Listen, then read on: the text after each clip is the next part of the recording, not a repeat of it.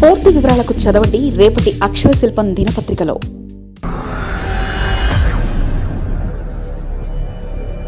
August 10లోపు రోజా జైలుకి. రాజకీయాల్లో రోజా పేరు ఎప్పుడు హాట్ టాపిక్ అవుతుందనే సంగతి తెలిసిందే. నగరి ఎమ్మెల్యే టార్గెట్ 2 రోజుల క్రితం రోజా చేసిన కామెంట్లు సోషల్ మీడియా వేదికగా హాట్ టాపిక్ అవుతున్నాయి. అయితే ఈ విషయంలో రోజాకు టాలీవుడ్ ఇండస్ట్రీకి చెందిన సెలబ్రిటీల నుంచి మాత్రం ఊహించని స్థాయిలో మద్దతు లభిస్తుంది.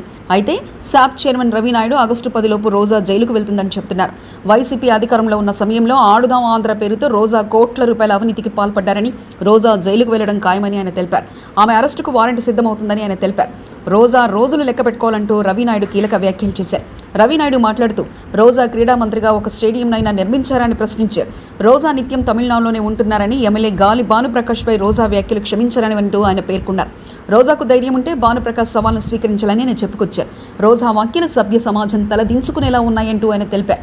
ఈ కామెంట్లపై రోజా ఏ విధంగా స్పందిస్తారో చూడాల్సి ఉందని అభిప్రాయాలు వ్యక్తమవుతున్నాయి.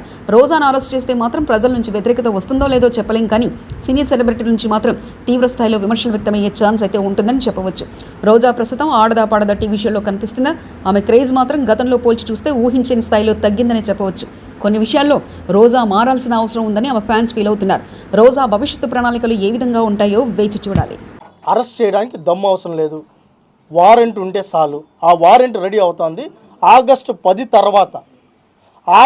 10 తర్వాత రోజా గారు లెక్కలు పెట్టుకోవాలి. అన్ని లెక్కలు పెట్టుకునేది ఇప్పటికీ ఆడుదాం ఆంధ్ర సమర్థవంతంగా విచారణ జరుగుతోంది.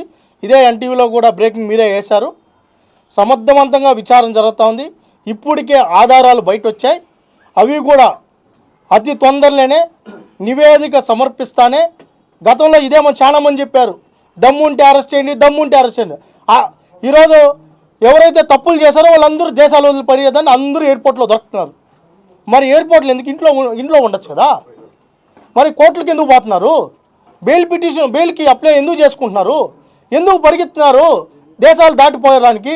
మీరు తప్పు చేయనప్పుడు తెచ్చాక ఇంట్లో ఉండండి, కోర్టులో తేల్చుకోండి, తప్పు చేయలేదని నిరూపించుకోండి. మరి ఎందుకు పరిగెత్తున్నారు రాష్ట్రాలు వదిలేసి? మరిన్ని కథనాల కోసం సబ్స్క్రైబ్ చేసుకోండి మీ అక్షర శిల్పం. పూర్తి వివరాలకు చదవండి రేపటి అక్షర శిల్పం దినపత్రికలో.